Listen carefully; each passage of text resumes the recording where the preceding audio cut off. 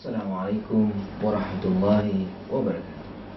Alhamdulillah hamdan katsiran tayyiban mubarakan fih kama yuhibbu rabbuna wa yardah.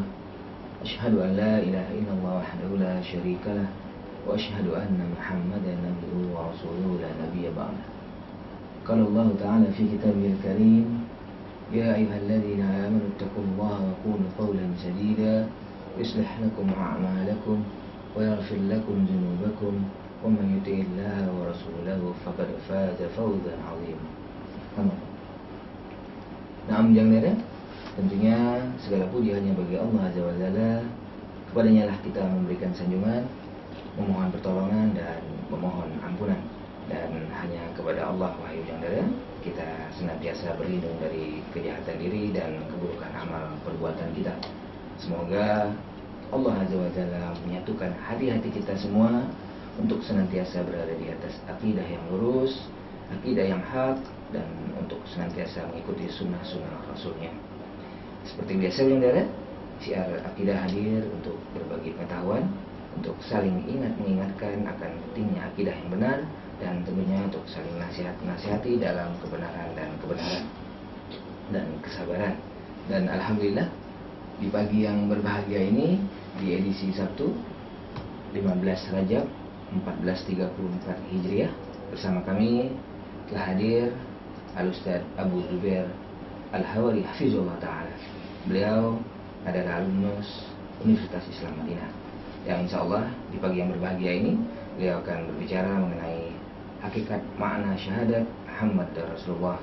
Untuk itu jangdara, simak terus siar akidah hingga pukul 6 pagi. Dan bagi jangdara yang mau sharing, mau tanya-tanya, atau ada suatu perkara yang kurang jelas mengenai tema kita pagi ini, kami persilakan untuk bergabung di sesi tanya jawab di line telepon 734161 atau via SMS di 0855 501111. Selanjutnya kepada Ustaz Hafizullah Ta'ala, tafadhol mashkur. Assalamualaikum warahmatullahi wabarakatuh. Alhamdulillah, wassalatu wassalamu ala rasulillah, wa ba'du. Ma'asyiral muslimin wal muslimat, saudara-saudari kaum muslimin dan muslimat yang semoga senantiasa dirahmati dan diberkahi oleh Allah Tabaraka wa Ta'ala. Segala puji bagi Allah Tabaraka wa Ta'ala yang telah mengembalikan kehidupan kepada kita setelah dimatikannya kita. Segala puji bagi Allah yang telah menghidupkan jasad kita dan juga menghidupkan hati kita dengan keimanan, dengan petunjuk-petunjuknya.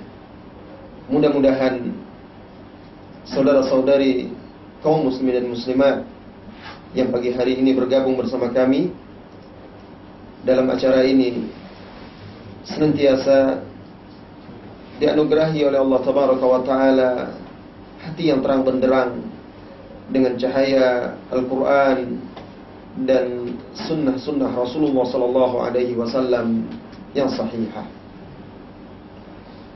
Saudara-saudari kaum muslimin dan muslimat, di dalam Al-Quran di surat Al-Hasyr ayat 7 Allah Tabaraka wa Ta'ala berfirman, وَمَا آتَاكُمُ الرَّسُولُ فَخُذُوهُ وَمَا نَهَاكُمْ عَنْهُ فَانْتَهُوا. Artinya, dan apa-apa yang dibawa oleh Rasul kepada kalian, maka ambillah dia, terimalah. وَمَا نَهَاكُمْ عَنْهُ, dan apa-apa yang kalian dilarangnya darinya, فَانْتَهُوا, maka tinggalkanlah. Saudara-saudari kaum muslimin dan muslimat yang semoga senantiasa dirahmati dan diberkahi oleh Allah Tabaraka wa Ta'ala. Ayat yang mulia ini sangat dalam maknanya. Di dalam ayat yang mulia ini Allah Tabaraka wa Ta'ala sebagaimana dijelaskan oleh Abu Nuaim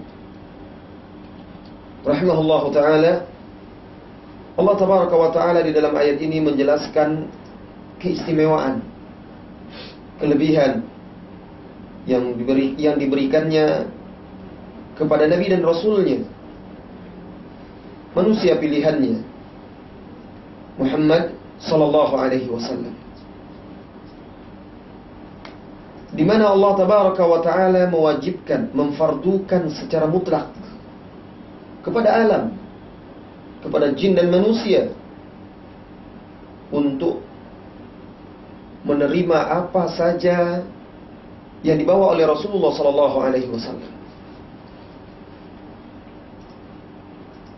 tanpa kebimbangan, tanpa ragu, mengambil apa saja yang dia bawa, sekalipun barangkali tidak bisa dicerna atau tidak mampu akal manusia untuk mengukurnya. Nah, wahai saudara-saudari kaum muslimin dan muslimat, di dalam ayat yang mulia ini Allah tabaraka wa taala berfirman, dan apa-apa yang artinya dan apa-apa yang dibawa oleh Rasul kepada kalian, terimalah. Apa yang dilarangnya kalian melakukannya, maka tinggalkanlah. Tanpa syarat, tanpa pengecualian. Apapun perkaranya, besar ataupun kecil, zahir maupun batin, maka wajib kita menerima, meyakini kebenaran, serta mengamalkan apa yang datangnya dari Rasulullah SAW.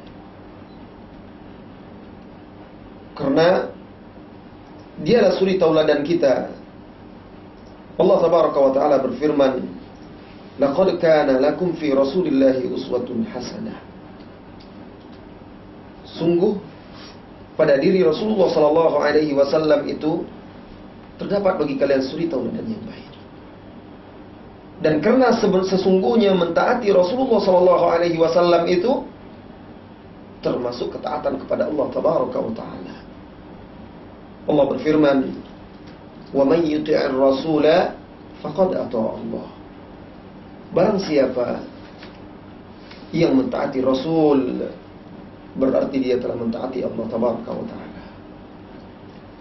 Nah, jika kita merenungi makna atau kandungan dari ayat yang mulia ini, nyatalah bagi kita, sesungguhnya itu merupakan hakikat dari persaksian kita terhadap beliau, yaitu syahadah Muhammadur Rasulullah. Tidak akan dianggap seorang itu muslim, tidak diterima keimanannya hingga dia mengikrarkan dua kalimat syahadat, syahadah la ilaha illallah wa anna Muhammadur Rasulullah.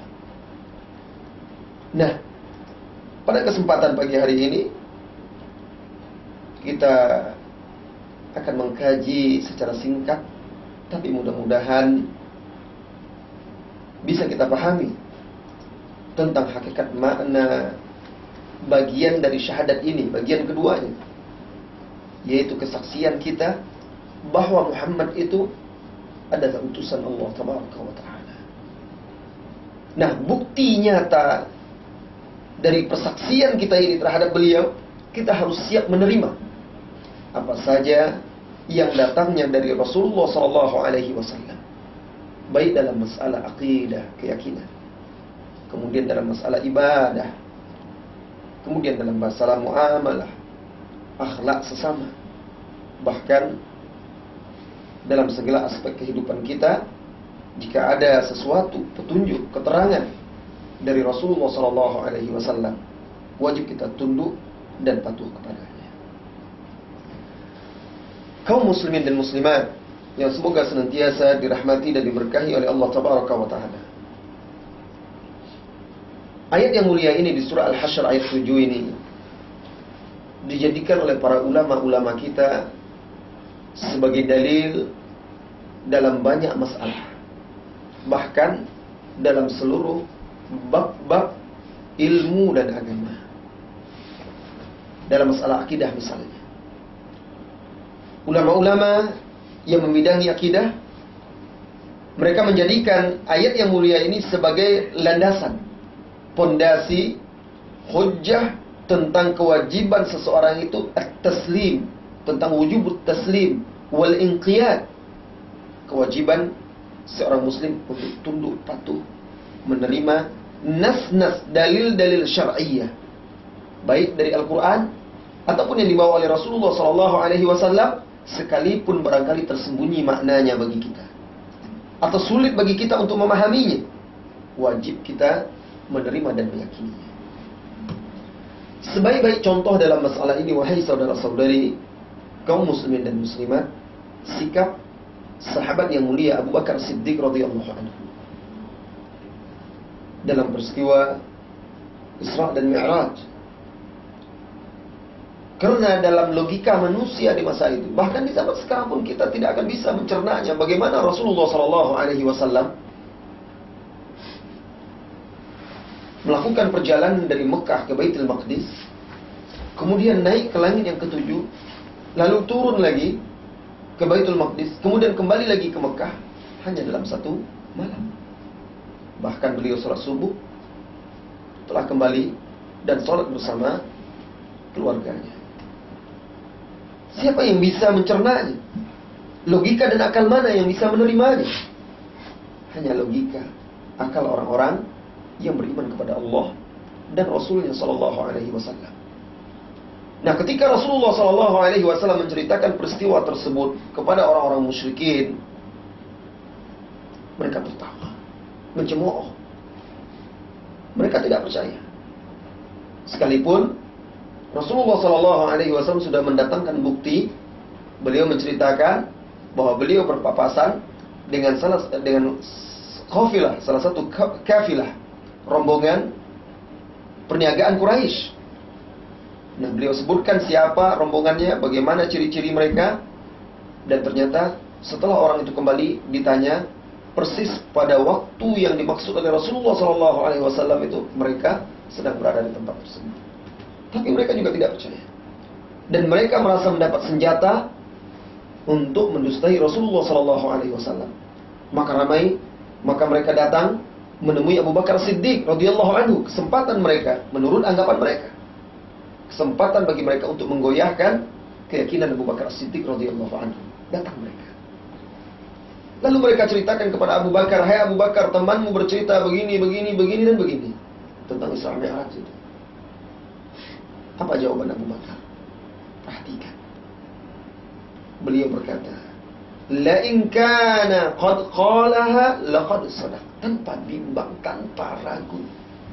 Kalau memang benar beliau Rasulullah SAW mengatakan seperti yang kalian katakan itu, sungguh dia telah benar. Tidak ada, oh nantilah dulu, coba saya pikirkan, sebentar saya teliti. Tidak. Beliau berkata, kalau itu sudah sahih, beliau yang mengatakannya, Rasulullah SAW yang mengatakannya, berarti dia benar. Coba lihat kehidupan kita, wahai saudara-saudari. Bagaimana sikap kita terhadap hadis-hadis Rasulullah SAW dan ajarannya? Terkadang kita berlagak seperti orang pintar, orang yang mampu meneliti, tetapi itu hanyalah dalih untuk menolak kebenaran tersebut. Al-Quran, hadis-hadis Rasulullah SAW yang sahih, wahai saudara-saudariku, di atas mata dan kepala. Kalaupun maknanya masih tersembunyi dan dia telah terbukti sahih, kalaupun kita belum atau sulit memahaminya, maka wajib kita meyakini kebenarannya. Ini dalam bab akidah. Oleh karena itu, Al-Imam Ahmad rahimahullahu ta'ala pernah berkata, Idza lam nuqirra bima jaa 'anil Nabi sallallahu alaihi wasallam raddadna 'ala Allahi amrah. Kalau kita tidak mengakui apa yang datang dari Nabi sallallahu alaihi wasallam, sama saja artinya kita menolak perintah Allah. Lalu beliau membaca firman Allah tabaraka wa taala di surat Al-Hasyr ayat 7 yang kita pelajari ini. Wa ma ataakumur rasulu fakhudhuhu wa ma nahakum anhu fantahu. Apa-apa yang dibawa oleh Rasul kepada kalian, terimalah. Dan apa yang dilarangnya, maka tinggalkanlah. Begitu juga dalam bab fikih.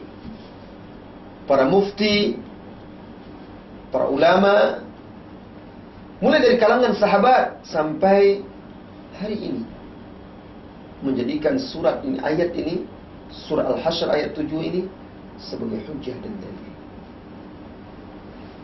Kita ambil contoh kisah yang diriwayatkan oleh Al-Imam Al-Bukhari dan Muslim dari hadis Abdullah bin Mas'ud radhiyallahu anhu. Ketika Abdullah bin Mas'ud radhiyallahu anhu menyampaikan hadis bahwa Allah melaknat la'anallahu al-washimat wal mustawshimat wan namisat wal mutanammisat wal mutafallijati lil husni al mughayyirat khalqallah. Hadis tersebut maknanya Allah melaknat wanita-wanita yang mentato dan minta ditato, wanita-wanita yang mencukur alis dan minta dicukurkan alisnya, wanita-wanita yang mengikir giginya agar tampak cantik, yaitu mereka yang merubah ciptaan Allah tabaraka wa ta'ala. Nah, ketika Abdullah bin Mas'ud radhiyallahu anhu menyampaikan hadis yang mulia ini, sampailah hadis tersebut, perkataan Abdullah bin Mas'ud itu kepada seorang wanita dari Bani Asad yang kunyahnya Ummu Yaqub, dan wanita ini hafal Al-Quran. Maka dia berkata kepada Abdullah bin Mas'ud, "Ma hadithun balaghani ank?" Apa ini hadis yang saya dengar dari engkau, wahai Abdullah bin Mas'ud? Engkau melaknat wanita-wanita yang mentato dan minta ditato, wanita-wanita yang cabut, mencukur alisnya atau minta dicukur alisnya. Engkau melaknat wanita-wanita yang mengikir giginya agar tampak cantik, yang merubah ciptaan Allah tabaraka wa ta'ala. Mana dasarnya? Kenapa engkau laknat? Lalu Abdullah bin Mas'ud berkata, "Wa ma li la al'an man la'anahu Allahu rasuluhu wa huwa fi kitabih." Kenapa pula saya tidak melaknat orang yang dilaknat oleh Rasulnya sallallahu alaihi wasallam dan itu terdapat di dalam Al-Qur'an? Wanita ini spontan menjawab, "Laqad qara'tu ma baina lawhil mushaf, fama wajadtuh." Saya sudah membaca Al-Quran itu dari kulit ke kulit, tetapi saya tidak dapatkan ada ayat yang melaknat wanita-wanita seperti itu. Bagaimana engkau katakan itu ada di dalam Al-Quran, ada di dalam kitab Allah? Saya sudah membaca seluruhnya Al-Quran itu, tidak ada saya temukan ayat yang isinya melaknat seperti yang engkau laknat. Maka Abdullah bin Mas'ud radhiyallahu anhu dengan bijak menjawab, "La in kunti qara'tihi laqad wajadtih." Jika engkau benar-benar membacanya, engkau pasti mendapatkannya. Saudaraku, orang yang membaca Al-Quran itu banyak, yang hafal pun bisa saja banyak, tetapi yang mengerti dan paham itu tidak banyak. Ini yang dimaksud beliau. Kalau engkau betul-betul membacanya dengan pemahaman, tadabbur, engkau pasti akan mendapatkannya.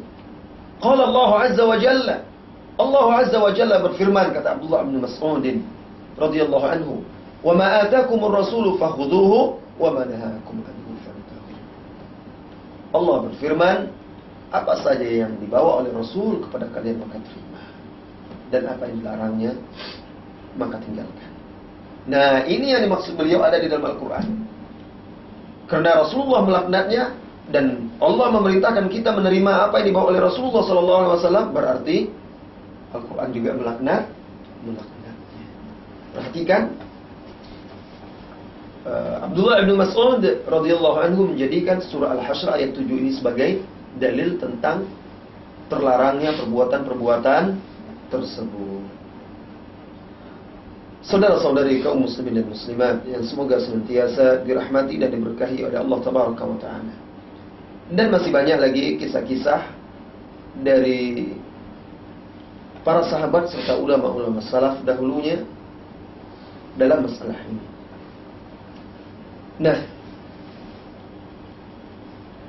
kaidah atau ayat yang mulia Surah Al-Hasyr ayat 7 ini sesungguhnya adalah sebuah kaidah dalam beragama tentang ketundukan dan kepatuhan kepada Rasulullah sallallahu alaihi wasallam. Dan ayat yang mulia ini juga mengajarkan kepada kita tentang urgensi menjaga, menghafal dan menjaga sunnah Rasulullah sallallahu alaihi wasallam. Menjaganya agar tidak hilang. Menjaganya dengan menghafal. Menjaganya dengan mengkaji dan mempelajari. Menjaganya dengan mengamalkannya. Berkata Al-Imam Ismail bin Ubaidillah rahimahullahu ta'ala, "Yanbaghi lana an nahfaz hadits Rasulullah sallallahu alaihi wasallam kama yuhfazul Qur'an, lianna Allah ta'ala yaqul wa ma atakumur rasulu fakhudhuhu wa ma nahakum anhu fantahu." Apa kata beliau? Wajib kita, seyogyanya kita menghafal hadis Rasulullah sallallahu alaihi wasallam sebagaimana Al-Qur'an dihafal. Kenapa? Karena Allah tabaraka wa taala berfirman, apa saja yang dibawa oleh Rasul kepada kalian, maka terimalah.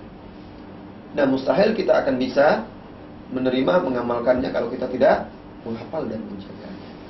Maka menghafal ini maknanya menghafal lafaznya, menjaga keabsahan, kesahihannya, dan itu sudah dilakukan oleh para imam-imam terdahulu, imam-imam ahli hadis, mulai dari zaman sahabat hingga generasi sesudahnya, tabi'in, kemudian tabi'in, sampai imam-imam yang mencatat hadis, yang menelitinya, yang membedakan antara sahih dan dhaif.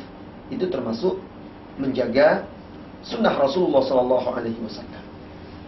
Nah, lantas kita, bagaimana cara kita menjaganya? Mempelajari, mengkaji, mengamalkan, membela dan memperjuangkannya, serta menyebarluaskannya di tengah kaum muslimin. Saudara-saudari kaum muslimin dan muslimat yang semoga senantiasa dirahmati dan diberkahi oleh Allah tabaraka wa taala. Kemudian pelajaran lain dari ayat yang mulia ini bagi kita. Siapa saja di antara kita yang mempelajari kehidupan para sahabat Nabi sallallahu alaihi wasallam, maka kita akan dapatkan mereka adalah orang-orang yang paling mengamalkan ayat yang mulia ini. Mereka adalah orang yang terdepan dalam mengaplikasikannya, mematuhi apa saja yang datangnya dari Rasulullah sallallahu alaihi wasallam, baik dalam bentuk perintah ataupun larangannya. Dalam kamus para sahabat, ketika mereka menerima apa yang datang dari Rasulullah sallallahu alaihi wasallam, misalnya perintah, dalam kamus mereka tidak ada istilahnya mereka akan teliti dahulu apakah perintah ini untuk wajib atau sunnah. Itu kan cuma sunnah, biarlah kita tinggalkan saja, enggak apa-apa, kan tidak berdosa.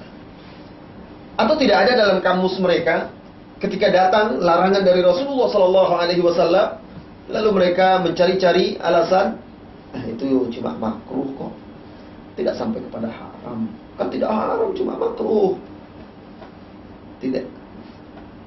Tetapi sikap mereka ketika itu adalah tunduk, patuh, mengimani kebenarannya, menerimanya dengan sepenuh hati, kemudian mengamalkannya tanpa memilah dan memilih ini wajib, ini sunat, ini haram, ini makruh. Karena tujuan mereka adalah untuk mengamalkannya, untuk mematuhinya. Bukan berarti kita di sini mengingkari atau tidak tidak menerima bahwa perkara itu ada yang wajib, sunnah, ada yang haram, ada yang makruh. Tidak. Itu jelas bahwa hukum Islam itu disepakati oleh para ulama terdiri dari 5. Ada wajib, ada haram, ada sunnah, ada makruh, ada mubah. Itu hukum-hukum syar'iyyah. Tetapi perbedaan antara kita dengan mereka dahulu, para pendahulu-pendahulu kita yang saleh tersebut, yang terbaik itu, mereka menerima nas atau apa yang datang dari Rasulullah sallallahu alaihi wasallam itu tujuannya untuk diamalkan. Dan itu tidak mereka beda-bedakan. Sekalipun itu hanya sunnah, mereka akan berusaha untuk menerapkannya. Sekalipun itu hanya makruh, belum sampai ke derajat haram, mereka berusaha meninggalkannya. ini sebagai bentuk perwujudan di alam nyata syahadat Muhammad Rasulullah sallallahu alaihi wasallam. Lihat Abdullah ibnu Umar radhiyallahu anhum. Abdullah bin Umar ini radhiyallahu anhuma pernah bermimpi. Dalam mimpinya itu dia melihat neraka. Lalu diceritakannya mimpinya itu kepada kakaknya Hafsah. Siapa Hafsah ini? Istri Rasulullah sallallahu alaihi wasallam radhiyallahu an Hafsah. Kemudian Ummul Mukminin, ibunda kita Hafsah radhiyallahu anha menceritakannya pula kepada Rasulullah sallallahu alaihi wasallam. Mendengar kisah bahwa Abdullah bin Umar bermimpi melihat neraka itu, Rasulullah mengomentari, "Ni'mar rajul Abdullah iza shalla minal lail, iza qama minal lail." Sebaik-baik laki-laki itu adalah Abdullah bin Umar kalau dia salat di malam hari. Maka Hafsah menyampaikan kepada Abdullah bin Umar radhiyallahu anhu perkataan Rasulullah sallallahu alaihi wasallam. Lantas apa? Semenjak itu Abdullah bin Umar tidak pernah meninggalkan salat tahajud. Mereka menerima itu untuk mengamalkan, sekalipun itu bukan perkara yang wajib. Bahkan sampai kepada tingkatan mereka terkadang menegur dan marah kepada keluarga mereka yang menyelisihi perintah Rasulullah sallallahu alaihi wasallam, sekalipun itu bukan larangan Rasulullah sallallahu alaihi wasallam, sekalipun itu bukan wajib, bukan haram. Masih dalam kisah, masih bersama kisah Abdullah bin Umar radhiyallahu anhuma. Di dalam hadis yang diriwayatkan oleh Imam Muslim, Abdullah bin Umar ini menyampaikan sabda Rasulullah sallallahu alaihi wasallam, bahwa Rasulullah sallallahu alaihi wasallam bersabda, "La tamna'u ima'akum al-masajid wa buyutuhunna khairan lahunna." Janganlah kalian melarang istri kalian pergi ke masjid, dan rumah-rumah mereka adalah lebih baik bagi mereka. Nah, Abdullah bin Umar menyampaikan hadis ini, bahwa Rasulullah sallallahu alaihi wasallam melarang para suami agar suami itu tidak melarang istrinya pergi ke masjid. Kalau istrinya mau pergi ke masjid, jangan dilarang, tidak boleh dilarang. Namun begitu rumah mereka lebih baik bagi mereka. Lantas anaknya Abdullah ibnu Umar ini ada yang berkomentar, kalau saya larang istri saya pergi ke masjid. Kalau saya larang istri saya pergi ke masjid. Perkara itu bukan perkara yang haram. Kalau suami memang melarangnya, itu hak dia, karena perempuan tidak wajib pergi ke masjid. Mendengar komentar anaknya itu, marah Abdullah bin Umar. Ditepuknya dada putranya tersebut, ditepuknya dadanya seraya berkata, "Qultu anna ar-rasul sallallahu alaihi wasallam yaqul la tamna'u ima'akum al-masajid wa anta mana'tah." Aku katakan bahwa Rasulullah sallallahu alaihi wasallam bersabda, jangan kalian larang istri kalian pergi ke masjid, engkau malah melarangnya. Marah beliau, ditegur. Kenapa? Karena anaknya ini menyelisihi larangan Rasulullah sallallahu alaihi wasallam, padahal itu tidak sampai kepada perkara yang haram. Nah, ini perbedaan antara mereka dengan kita. Perbedaannya, mereka menerima nas-nas dari Rasulullah sallallahu alaihi wasallam itu untuk diamalkan. Sampai di zaman kita yang sibuk mengkaji teori-teori, tetapi malah sedikit beramal. Dijadikan perkara sunnah atau sunat dalam istilah pemahaman orang kita, dijadikan perkara makruh sebagai dalil untuk tidak mengamalkan apa yang datang dari Rasulullah sallallahu alaihi wasallam. Kalau memang benar-benar kita mengakui bahwa itu benar, apa yang dibawa oleh Rasulullah sallallahu alaihi wasallam itu adalah benar, Kalau kita betul-betul meyakini bahwa apa saja yang dibawa oleh Rasulullah SAW itu adalah baik untuk kita, kenapa kita meninggalkan sesuatu yang benar dan baik, lalu kita memiliki pilihan lain selain daripada apa yang telah dipilih oleh Allah dan Rasulnya SAW untuk kita? Saudara-saudari kaum muslimin dan muslimat yang semoga senantiasa dirahmati dan diberkahi oleh Allah Tabaraka wa Ta'ala. Kemudian ayat yang mulia ini juga memberikan pemahaman yang sangat penting bagi kita, bahwa ayat ini memerintahkan kita menerima apa saja yang datangnya dari Rasulullah SAW, atau dalam tanda kutip sunnah, hadis. Berarti ini adalah dalil yang menunjukkan wajibnya kita berpegang teguh kepada hadis Rasulullah SAW dan tidak cukup hanya berpegang kepada Al-Quran. Nah, sebagian orang mengatakan sudahlah cukup Al-Quran bagi kita. Kenapa? Karena Al-Quran dari Allah Taala sempurna dan terjaga. Semuanya ada di dalam Al-Quran. Sampai saya pernah bertemu dengan seseorang, berbincang-bincang, alhamdulillah dia rujuk kepada kebenaran, yang akhirnya tidak melakukan sholat 5 waktu. Kenapa? Karena dia tidak menerima hadis. Saya baca Al-Quran tidak ada sholat 5 waktu. Tidak ada tata cara sholat yang seperti dilakukan oleh kaum muslimin sekarang. Akhirnya sampai dia tidak sholat. La ilaha illallah. Kemudian saya tanyakan kepada dia ketika itu, saudara, Anda pernah membaca firman Allah Tabaraka wa Ta'ala, "Wa ma atakumur rasul fakhudhuhu wa ma nahakum anhu fantahu." Di surat apa itu? Dia sendiri tidak tahu. Ini di surah Al-Hasyr ayat 7. Coba terjemahkan untuk saya. Apa artinya? Dia juga tidak tahu. Nah, buka Al-Quran. Al-Quran terjemahan saja. Lalu dibuka, baca. Artinya apa dan apa-apa yang dibawa oleh Rasul kepada kalian terimalah. Apa-apa yang dilarangnya tinggalkanlah. Sekarang saya tanya kepada Anda, apa yang dibawa oleh Rasulullah SAW? Dijawabnya Al-Quran. Baik. Kemudian Al-Quran itu siapa yang menerjemahkannya kepada para sahabat, menjelaskan artinya? Rasulullah SAW. Bagaimana cara dia menjelaskan? Dengan perkataan dia. Kemudian yang mengamalkan isi Al-Quran itu siapa? Yang mengajarkan kepada para sahabat cara mengamalkan isinya siapa? Rasulullah SAW. Dengan apa dia? Dengan prakteknya. Prakteknya. Nah sekarang saya tanya, apa makna hadis? Beliau, orang itu berkata, hadis ya perkataan, perbuatan Rasulullah SAW dan taklirnya. Nah apa lagi?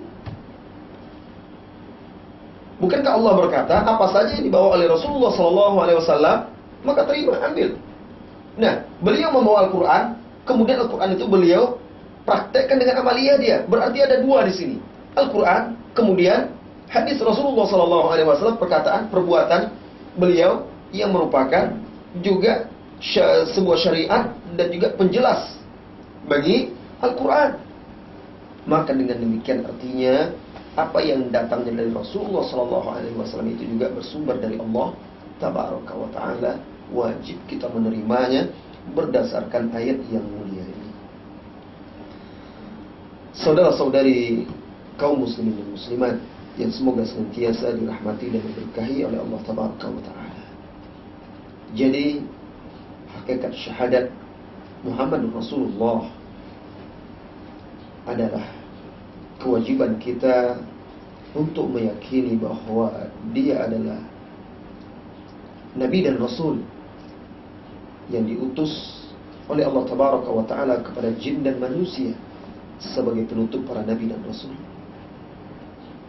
Dan wajib bagi seluruh jin dan manusia untuk tunduk dan patuh kepadanya.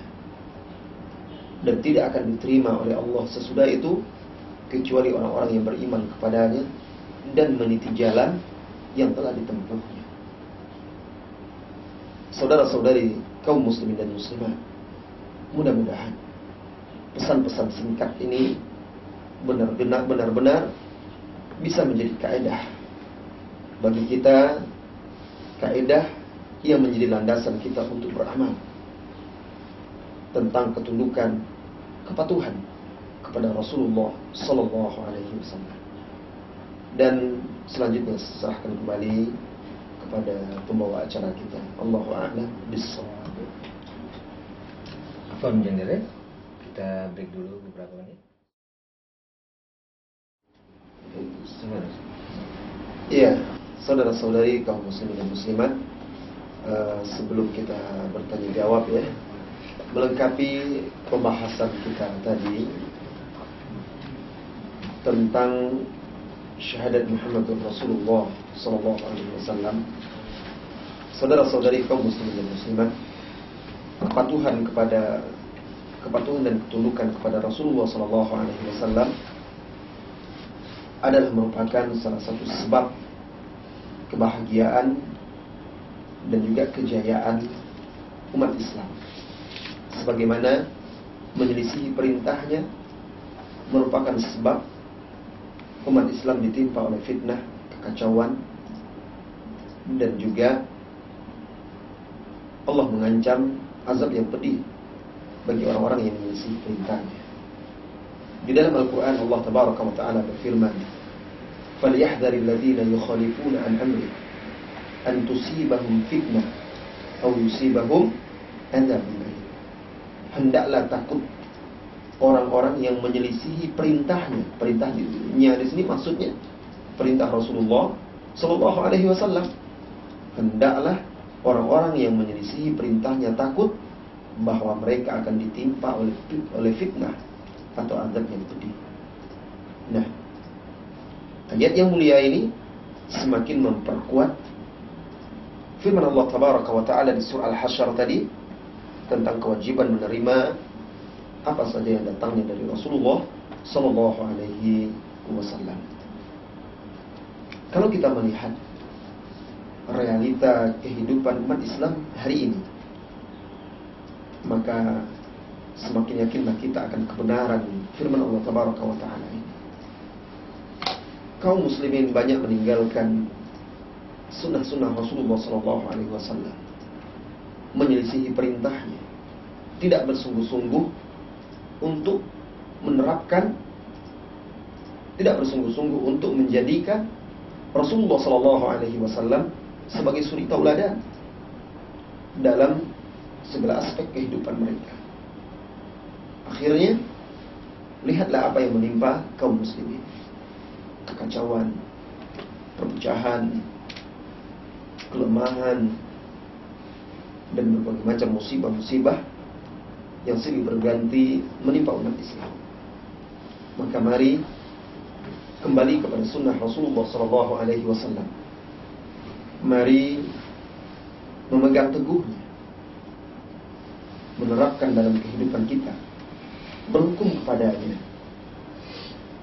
dan ridho terhadap apa saja yang telah diputuskan oleh Rasulullah sallallahu alaihi wasallam, karena itu merupakan syarat kesempurnaan iman seseorang. Di dalam Al-Quran Allah Tabaraka wa Ta'ala berfirman di surah An-Nisa, "Fala wa rabbika la yu'minun hatta yuhakkimuka fi syajara bainahum thumma la yajidu fi anfusihim harajan mimma qadaita wa yusallimu taslima." Maka demi Rabbmu, fala wa rabbik la yu'minun, mereka itu tidak dikatakan beriman, hatta yuhakkimuka fima syajara bainahum, sehingga mereka itu menjadikan engkau hai Muhammad sebagai hakim yang memutuskan dalam perkara yang mereka perselisihkan. Thumma la yajidu fi anfusihim harajan mimma qadait. Kemudian selain mereka menjadikan engkau sebagai hakim yang memutuskan hai Muhammad, mereka juga menerima dengan lapang dada, pasrah, tunduk, patuh terhadap apa yang telah engkau putuskan. Dan juga mereka tidak merasakan di dalam hati mereka itu ganjalan, wala yajiduna fi anfusihim haraj mimma qadait. Tidak ada ganjalan di dalam dada mereka, ganjalan di dalam dada mereka Tidak ada rasa kesal, mendongkol dan lain sebagainya terhadap yang kau putuskan. Mereka betul-betul menerima dengan lapang dada, dengan senang hati. Wa yusallimu taslima, dan mereka menerimanya dengan taslim. Dan ini merupakan syarat keimanan seorang yang mengaku menjadi umat Muhammad sallallahu alaihi wasallam. Saya rasa itu sudah cukup untuk melengkapi bahasan kita tadi. Silakan. Allahu a'lam bishawab. Nah, Jendera, sebagaimana yang telah kami infokan, bagi Jendera yang mau sharing, mau tanya-tanya atau ada suatu perkara yang kurang jelas atau kurang dipahami mengenai tema kita pagi ini, silakan bergabung di line telepon 734161 atau pesan singkat di 0855 501111. Terus ada SMS yang masuk dari 0561 910 sekian. Ustaz, bagaimana menyikapi perbedaan ulama terhadap kesahihan hadis dan fikih dalam kondisi sekarang ini? Iya. Baik, kita jawab pertanyaan SMS yang pertama yang menanyakan bagaimana menyikapi perbedaan ulama terhadap kesahihan hadis dan fikih dalam kondisi sekarang ini. Saudaraku, perbedaan ulama dalam menilai kesahihan hadis atau perbedaan mereka dalam masalah fikih bukan hanya sekarang saja. Itu sudah terjadi dari dahulu. Dan banyak faktor-faktor yang menyebabkan perbedaan tersebut. Seperti perbedaan para ulama kita dalam mensahihkan hadis. Mereka menilai dan mensahihkan hadis setelah mereka berijtihad meneliti hadis tersebut, baik sanadnya, perawi-perawinya maupun matanya, teksnya. Setelah mereka melakukan penelitian dan pengkajian yang dalam, lalu mereka memutuskan kedudukan atau derajat hadis tersebut sesuai dengan hasil ijtihad yang mereka dapatkan. Nah, karena hadis itu diriwayatkan kepada mereka dari jalur yang berbeda-beda barangkali. Misalnya imam yang A sampai kepada dia hadis tersebut dari Rasulullah SAW dengan perawi-perawi yang semuanya thiqah, terpercaya. Sehingga dia menilai hadis tersebut sahih. Sementara hadis tersebut sampai kepada ulama yang lain dengan perawi-perawi yang barangkali salah satu perawinya ada yang cacat. Karena itu akhirnya dia menilai ini tidak benar. Nah, akhirnya dan para ulama itu menjadikan itu sebagai landasan. Ketika dia sahih, mereka jadikan sebagai landasan hukum. Mereka amalkan. Ketika ulama yang satu menilai itu tidak sampai kepada derajat sahih, tentu dia tidak memakai. Dari sinilah akhirnya terjadi pula perbedaan dalam masalah fikih. Nah, mensikapi dalam masalah ini, wahai saudara-saudariku, yang pertama, hendaklah kita di hati kita memperbaiki niat dan tujuan kita, yaitu untuk mencari kebenaran dan mengamalkannya. Ini yang harus kita tanamkan dalam mensikapi perbedaan tersebut. Kemudian setelah itu, perbedaan-perbedaan tersebut kembalikan kepada Al-Quran dan Sunnah. Allah Tabaraka wa Ta'ala berfirman di dalam surat An-Nisa, setelah Allah memerintahkan kita untuk taat kepada Allah dan Rasulullah SAW, Allah berfirman, فَإِن تَنَازَعْتُمْ فِي شَيْءٍ فَرُدُّوهُ إِلَى اللَّهِ وَالرَّسُولِ إِن كُنتُمْ تُؤْمِنُونَ بِاللَّهِ وَالْيَوْمِ الْآخِرِ ذَلِكَ خَيْرُ وَأَحْسَنُ تَأْوِيلًا. Jika kalian berselisih, berbeda pendapat dalam satu masalah, kembalikanlah itu kepada Allah dan Rasulnya. Mengembalikan kepada Allah adalah mengembalikan kepada Al-Quran. Mengembalikan kepada Rasul SAW adalah mengembalikan kepada hadis-hadisnya, sunnah-sunnahnya. Nah, di antara misalnya ada dua pendapat ulama, maka bagaimana kita mengembalikan kepada Al-Quran dan Sunnah? Lihat hujah-hujah mereka. Mana yang paling mendekati kepada Al-Quran dan Sunnah? Atau mana yang betul-betul berlandaskan kepada Al-Quran dan Sunnah yang sahih? Mana yang lebih kuat? Nah, setelah kita dapati, maka kita harus tunduk kepada kebenaran. Hilangkan fanatisme, ini yang ketiga. Hilangkan fanatisme kepada pendapat selain pendapat Rasulullah SAW. Karena siapapun imam, siapapun ulama tersebut, seperti yang dikatakan oleh Imam Malik, kullun yu'khadhu wa yuraddu min qawlihi illa sahibu hadzal qabr. Semua orang itu bisa diterima, bisa ditolak pendapatnya, kecuali pemilik kuburan ini. Ditunjuknya kuburan Nabi Sallallahu Alaihi Wasallam. Hanya perkataan Nabi yang wajib kita terima. Perkataan siapapun setelah itu bisa diterima, bisa ditolak. Yang benar kita terima, yang keliru tidak kita pakai kekeliruannya, tidak kita ambil kekeliruannya, tetapi karena dia adalah ulama, karena dia adalah imam yang telah banyak berjuang untuk agama, berbuat kebaikan untuk kita, maka kita tetap menghormati dan memuliakan serta mendoakan kebaikan untuk imam-imam tersebut. Nah, ini dia bentuk sikap kita terhadap perbedaan-perbedaan pendapat para ulama tersebut. Allahu a'lam bishawab. Selanjutnya dari 0896 sekian. Ustaz, mohon kiat untuk hati yang keras, mata yang tak pernah menangis karena takut padanya. Barakallahu. Mohon kiat untuk hati yang keras, mata yang tak pernah menangis karena takut kepadanya. Saudaraku, barakallahu fiik. Semoga Allah memberkahi Anda. Pertanyaan Anda sangatlah berat, karena ini adalah musibah yang menimpa kita hari ini. Hati yang kesat, mata yang kering kerontang. Dalam hidup ini kita menangis, bahkan sering kita menangis. Ada yang menangis karena kehilangan orang yang dicintainya. Ada yang menangis karena masalah hidup rumah tangganya. Ada yang menangisi istrinya, ada yang menangis karena suaminya, ada yang menangis karena anaknya, ada yang menangis karena pangkat dan jabatannya. Tetapi alangkah sedikitnya orang yang menangis karena Allah Tabaraka wa Ta'ala. Bahkan yang lebih aneh lagi, sebagian orang menangis hanya karena mendengar lagu, musik, atau menonton sinetron-sinetron dan film-film. Ini lebih aneh lagi. Rasulullah SAW bersabda, "Ainani lam tamassuhuman nar." Ada dua mata yang tidak akan disentuh oleh api neraka. Ainun bakat min khasyatillah. Mata yang menangis karena takut kepada Allah. Wa ainun batat tahrusu fi sabilillah. Dan mata yang tidak tidur, berjaga di jalan Allah Tabaraka wa Ta'ala. Ini keutamaan menangis karena Allah. Nah, apa kiat kita supaya bisa menangis karena Allah Tabaraka wa Ta'ala? Saudaraku, sekarang saya tanya, kita ukur dengan kehidupan kita agar mudah memahami. Ketika Anda jauh dari orang yang Anda cintai, misalnya orang tua Anda, kemudian lama berpisah, ada kerinduan yang menggebu-gebu, menohok-nohok dada Anda untuk segera bertemu dan berjumpa. Dan ketika ternyata Anda mendengar tidak mungkin lagi untuk bertemu dengan dia, misalnya meninggal, wafat dia, Anda sedih, menangis. Kenapa?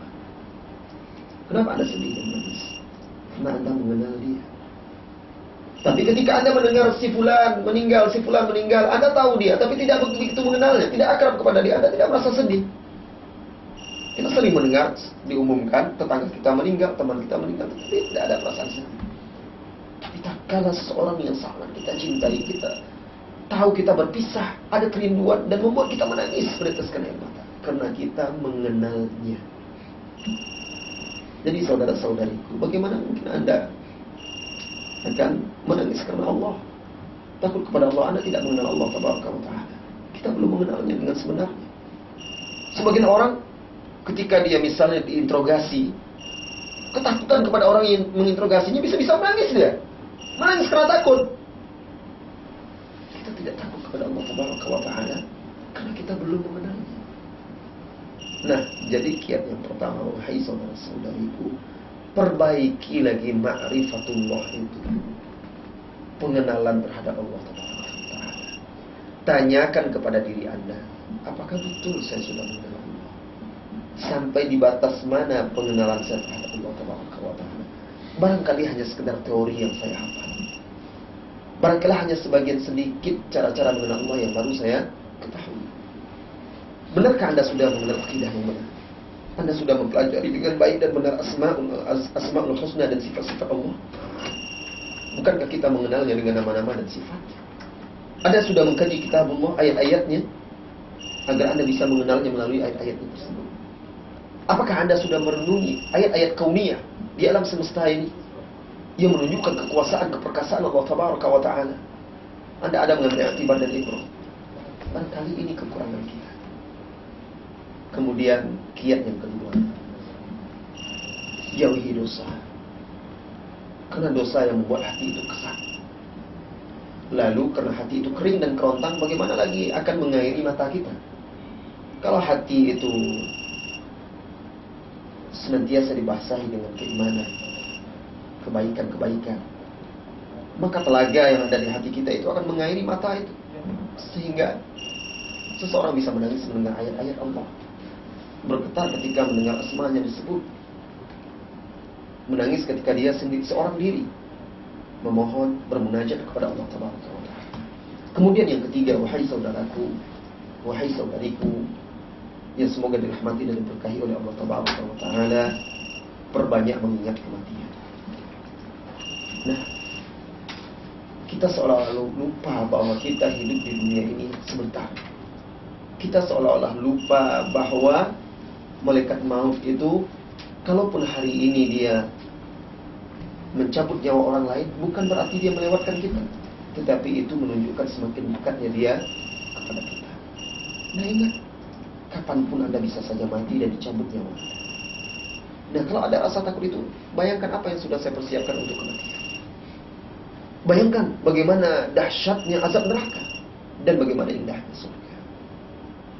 Nah, kalau sudah seperti itu, insya Allah, maka mudah-mudahan hati Anda akan mudah luluh. Dan baca perjalanan hidup orang-orang soleh, pendahulu-pendahulu kita terdahulu dari sahabat dan sesudah generasi sesudahnya, itu akan membantu Anda juga untuk bisa melembutkan hati. Allahu a'lam bishawab. Terus kita akan berbicara maksud. Iya. Assalamualaikum. Waalaikumsalam. Siapa bertanya?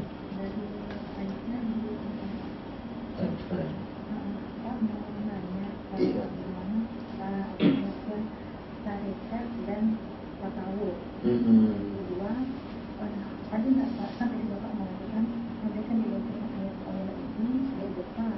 Tapi berbesar itu dalam hal apakah bergerak? Kan begini, kami ada bukti yang bergerak pakai tangan ke atas.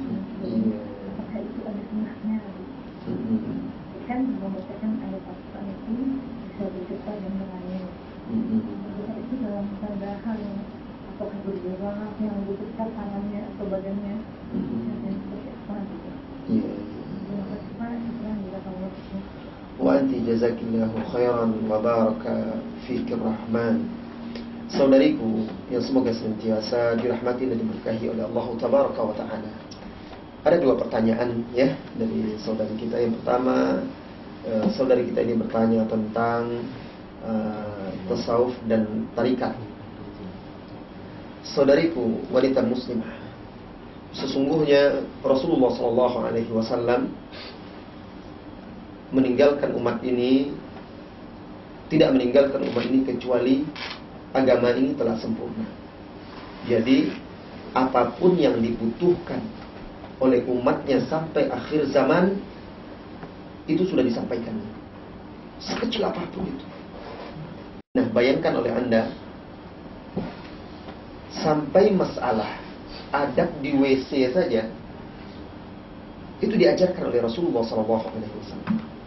Sekarang coba tanyakan pada diri Anda, wahai saudara, Nabi kita Muhammad SAW yang mengajarkan kita adab tidur, yang mengajarkan kita adab masuk dan keluar WC, yang mengajarkan kita adab mandi, apakah mungkin beliau meninggalkan atau ada yang luput, tidak disampaikannya dalam perkara-perkara yang bisa mendekatkan kita kepada Allah, seperti tata cara beribadah, pendekatan diri kepada Allah?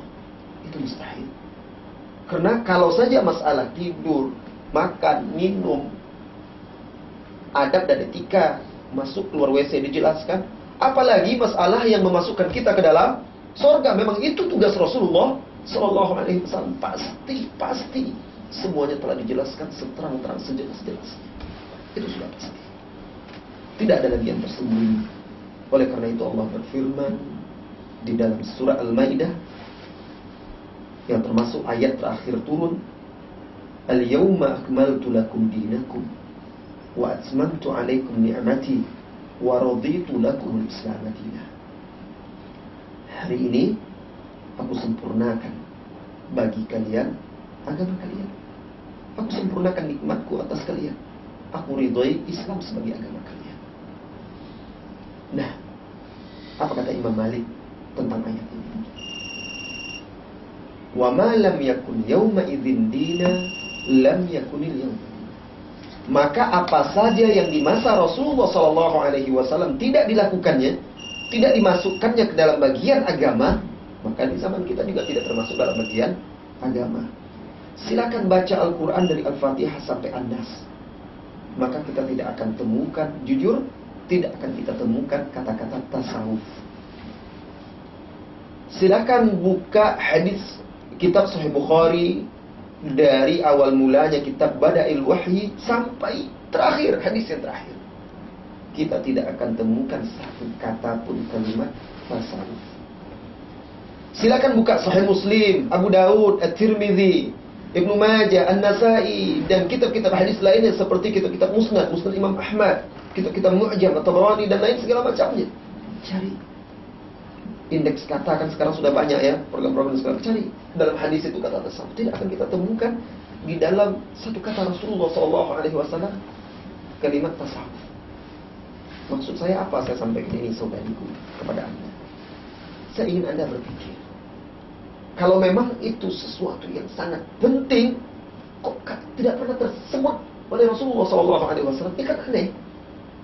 Bahkan karena tidak adanya itu disebut oleh Rasulullah di dalam Al-Quran dan hadis, oleh Allah di dalam Al-Quran dan Rasulullah SAW di dalam hadisnya, makanya para ulama berbeda pendapat. Dari mana asal usul kata tasawuf itu?